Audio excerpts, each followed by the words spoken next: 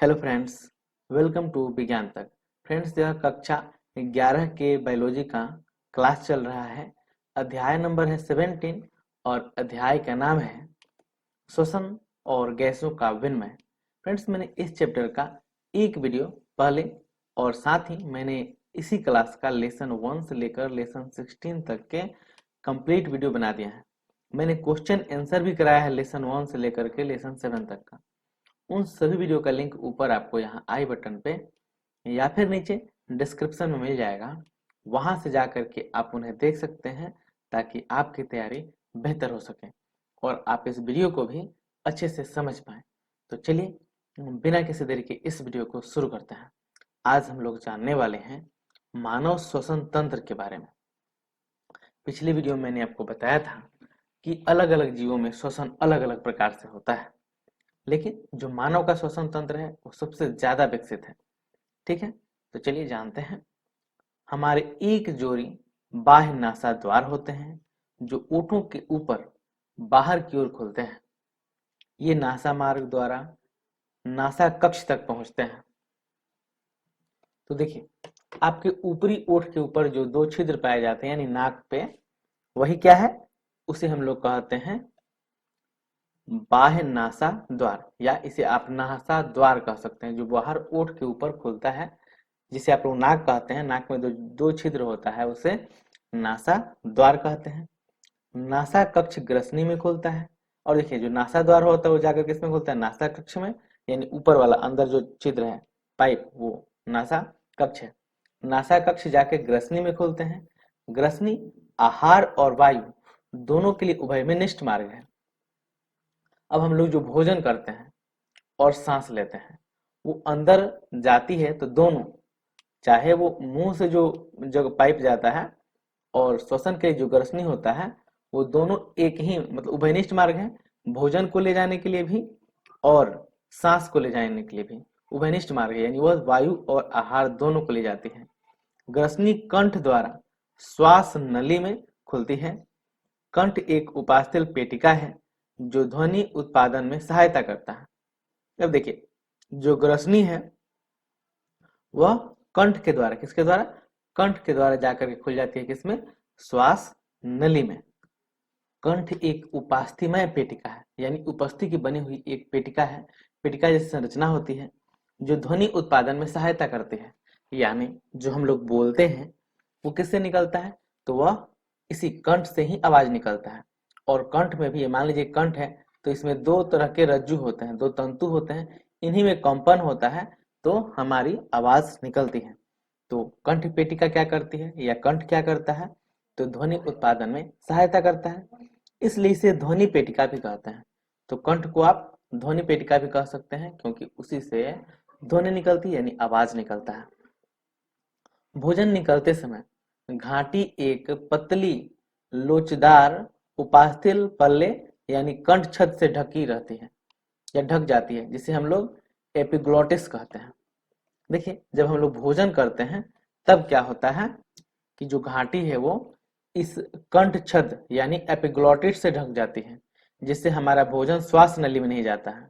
ठीक है, क्योंकि श्वास नली के लिए और भोजन के लिए एक ही नली है, तो ये कंठ छद क्या करता है, भोजन को जाने से रोकता है, जिससे आहार ग्रसनी से कंठ में प्रवेश न कर सके। श्वास नली एक सीधी नलिका है जो वक्ष गुहा के मध्य तक 5वीं वक्षीय कशेरुकी तक जाकर दाईं ओर और बाईं दो प्राथमिक श्वसनियों में विभाजित हो जाती है। तो देखिए, कंठ छद क्या करता है, भोजन को जाने से उसमें रोकता है, यानी इसे हम लोग एपिग्लॉटिस कहते हैं, ताकि जो भोजन है वो जाकर के उसमें प्रवेश नहीं करे। श्वास नली क्या है, एक सीधी नलिका होती है। इसको मैं आपको दिखाता हूँ। एक सीधी नलिका होती है जो आगे जाकर के दो साइड में, बाएं और दाएं साइड में बट जाती है। तो देखिए, ये है कंठ छद, यानी यही क्या करता है, भोजन को अंदर जाने से रोकता है। और ये पूरा संरचना है कंठ, जिसमें ये रज्जु होते हैं जिनके कंपन से आवाज निकलता है। और ये देखिए, एक श्वास नली है जो सीधे है। श्वास नली के ऊपर उपास्थि का बना हुआ एक वलय होता है जो श्वास नली को दबने से बचाता है, ताकि यह पिचके नहीं। ठीक है, यानी उसको मजबूती प्रदान करता है। श्वास नली जब आगे बढ़ती है तो ये दो साइड में बढ़ जाती है, एक बाएं साइड में और एक दाएं साइड में, जिसको हम लोग कहते हैं श्वसनी। यानी श्वास नली जा करके दो श्वसनी में बढ़ जाती है, एक बाएं तरफ श्वसनी चली जाती है और एक दाएं तरफ श्वसनी चली जाती है। प्रत्येक श्वसनी कई बार विभाजित होते हुए द्वितीयक एवं तृतीयक स्तर की श्वसनी, श्वसनिका और बहुत पतली पतली अंतस्थ श्वसनिकाओं से में समाप्त होती है। श्वास नली प्राथमिक, द्वितीयक एवं तृतीयक श्वसनी तथा प्रारंभिक श्वसनिकाएं अपूर्ण उपास्थिक वलय से आलंबित रहती है। तो देखिए, चाहे श्वास नली हो, प्राथमिक श्वसनी हो, द्वितीयक श्वसनी हो या फिर तृतीयक श्वसनी हो, या इसके अलावा जो प्रारंभिक श्वसनिकाएं होती है वो अपूर्ण उपास्थिक वलयों से आलंबित रहती है। यानी इनमें उपास्थि का वलय तो होता है, जैसे ये उपास्थिल है तो इनका वलय होता है, ऐसे ऐसे वलय तो होगा, लेकिन यह अपूर्ण होता है, यानी पूरा ऐसे गोल नहीं होगा, ऐसा नहीं होगा ऐसे पकड़ के। मान लीजिए कि ये ऐसे दिखाता हूँ, मान लीजिए कि श्वास ये श्वसनी है, ठीक है, तो इस पे जो उपास्थि का वलय होगा वो इस तरह से पूरा बांधा हुआ नहीं रहेगा, ऐसे नहीं रहेगा, इसको कहते हैं हम लोग पूर्ण वलय, ऐसे। लेकिन अपूर्ण का मतलब क्या है, यहाँ से आए और यहीं पे आधा, यानी चारों तरफ से उसको पूरा कवर नहीं करे, तो इस पे क्या होता है, अपूर्ण वलय होता है। किस पे, तो श्वसनी पे, श्वास नली पे और प्राथमिक, द्वितीयक, तृतीयक जितनी भी श्वसनियां होती हैं सब भी। प्रत्येक अंतस्थ श्वसनिका बहुत सारी पतली अनियमित भित्ति युक्त वाहिकायित थैली जैसी संरचना कूपिकाओं में खुलती है, ये वायु कूपिका कहते हैं। तो जो बहुत पतली पतली श्वसनिकाएं होती है वो जा करके क्या होती है, तो ये बोल रहा है अनियमित भित्ति युक्त वाहिकायित थैली जैसी संरचना में खुलती है, और वही थैली जैसी संरचना को हम लोग कूपिका कहते हैं। यहाँ पे दिखा है वायु कूपिका कहते हैं, ठीक है। इसको मैं थोड़ा सा आपको दिखा देता हूँ। देखिए, ये तो मैंने आपको बता दिया था कि श्वास नली है और ये श्वसनी है, ये दो भागों में विभाजित हो जाती है। अब श्वसनी आगे जा करके, अब ये प्राथमिक श्वसनी आगे चल करके बढ़ जाएगी, एक देखिए कई भागों में बढ़ जाएगी, ये एक हो गया, दो, तीन, कई भागों में बढ़ जाती है, तो इसे हम लोग कहेंगे द्वितीयक श्वसनी। देखिए इस पे भी यहाँ पे एक वलय है उपास्थि का, ठीक है, तो इसे द्वितीयक कहेंगे। ये आगे जाकर के, जैसे देखिए द्वितीयक श्वसनी है, आगे जाकर के और भागों में बढ़ जाए, इसे तृतीयक श्वसनी कहेंगे, और इसके आगे भी वो और छोटी छोटी श्वसनिकाओं में टूटती जाएगी, जैसे ये है, इसको हम लोग श्वसनिका कहेंगे। यहाँ पे मैं थोड़ा सा और आपको बड़ा करके दिखाता हूँ। देखिए,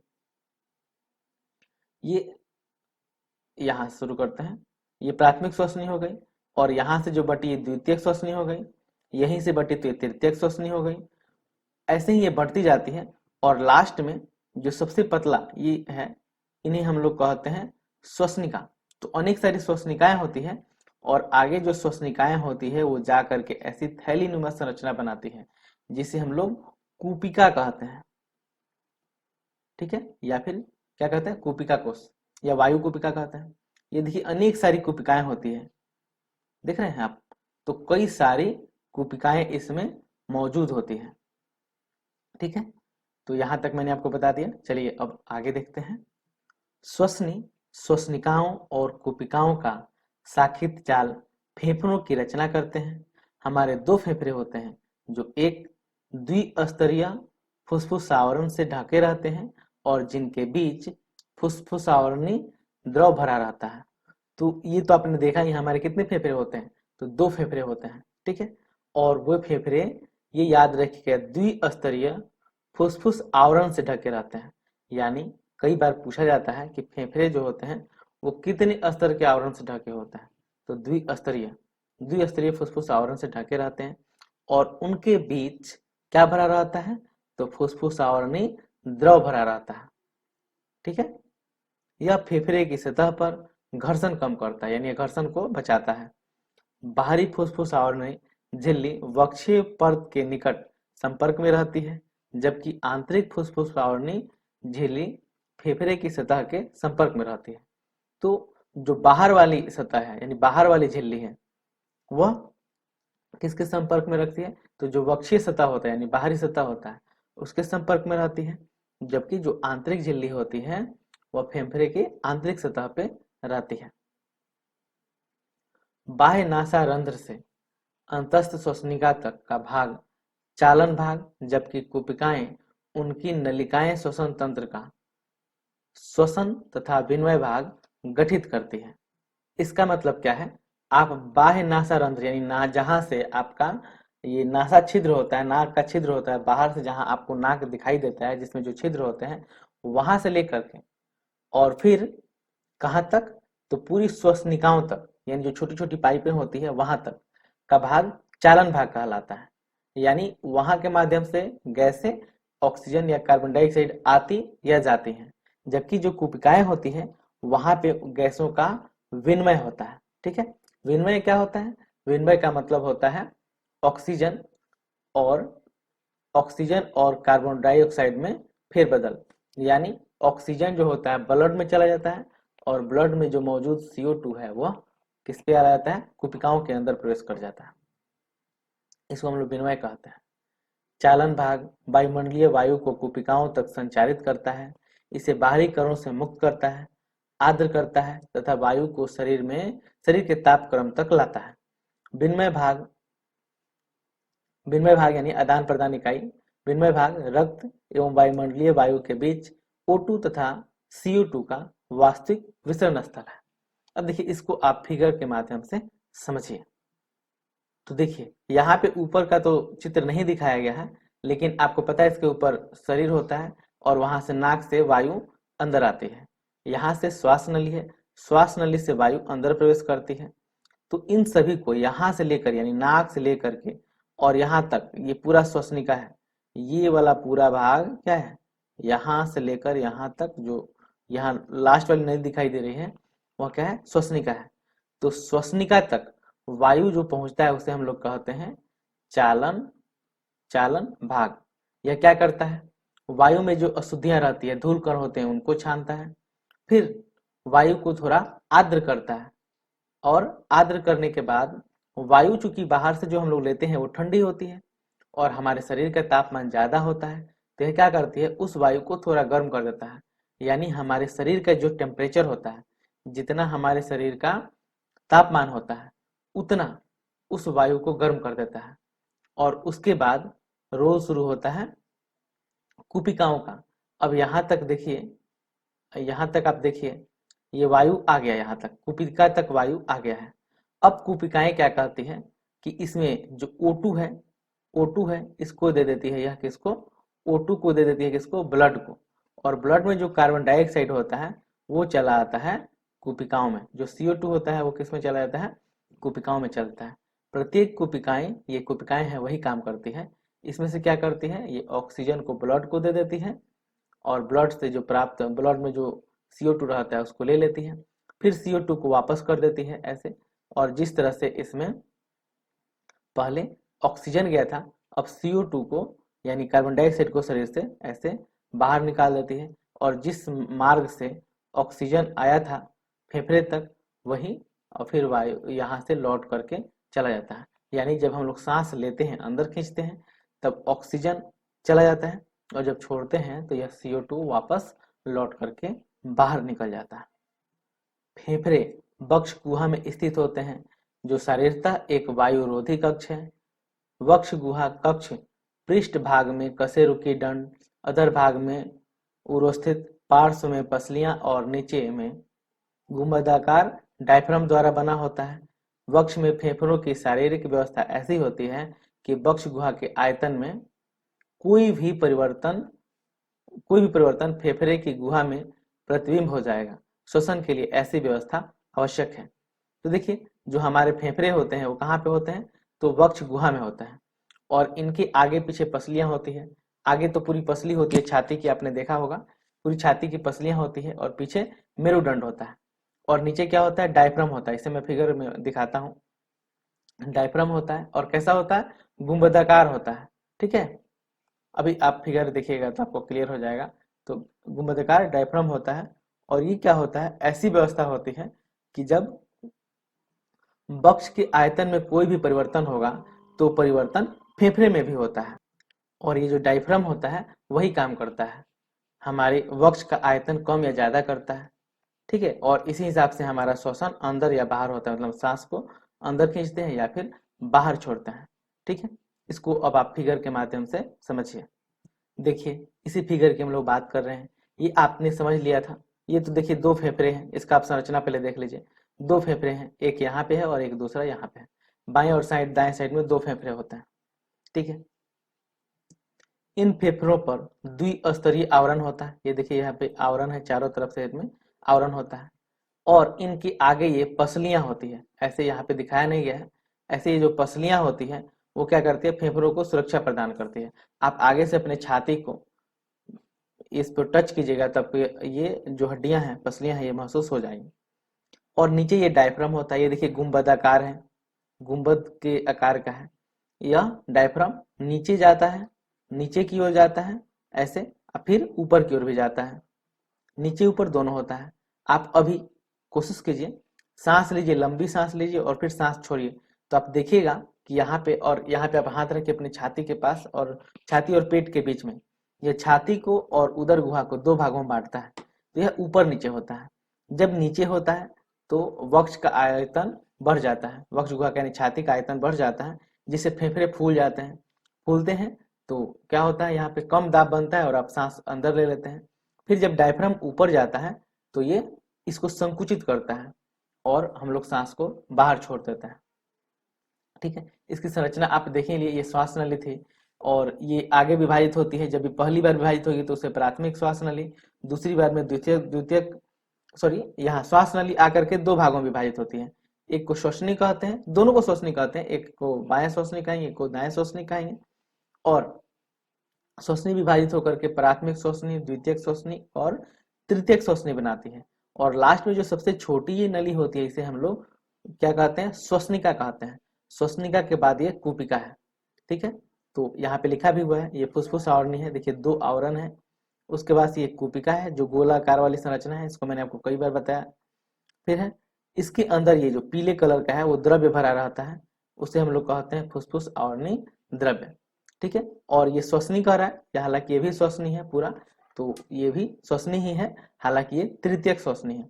और तृतीयक श्वसनी के बाद श्वसनिका है, इसमें श्वसनिका को नहीं दिखाया गया है, यही है श्वसनिका, यानी कूपिका के बीच में जो है वही है श्वसनिका। फिर इधर हम लोग देखें तो यहाँ पे लिखा है पसली का कटा, पसली का कट, यानी पसली का एक कट होता है यहाँ पे। यहाँ से जब मैंने आपको बताया, यहाँ से पसलियां जुड़ी होती है। ठीक है, यानी हड्डियां जुड़ी रहती है। ये आखिरी छोर है और ये फेफड़े हैं, तो दो फेफड़े होते हैं। और इसी के बीच में यहाँ पे देखिए हृदय है, हल्का सा ये बाएं तरफ झुका रहता है। ठीक है, इसलिए हम लोग कहते हैं कि जो हृदय होता है वो लेफ्ट साइड में होता है, हालांकि सेंटर में होता है, थोड़ा सा इसका झुकाव बाएं तरफ होता है। तो ये हो गया इसकी संरचना। अब देखिए यहाँ पे श्वसन में निम्नलिखित चरण सम्मिलित है। अब देखिए श्वसन में क्या क्या होता है। पहला, श्वसन या फुसफुसी संतावन, जिससे वायुमंडलीय वायु अंदर खींची जाती है और CO2 से भरपूर कूपिका की वायु बाहर की ओर मुक्त किया जाता है। श्वसन में क्या होता है, बाहर से हम लोग वायु को अंदर खींचते हैं, बाहर से वायु को अंदर खींचते हैं और फिर अंदर के वायु को बाहर छोड़ते हैं। दूसरा, कूपिका झिल्ली के आर पार O2 और CO2 का विसरण होता है, यानी ये अगर कूपिका है, ऐसी ऐसी कूपिका कहते हैं ना, ऐसी ये कूपिका है, इसके ऊपर कूपिका झिल्ली होती है।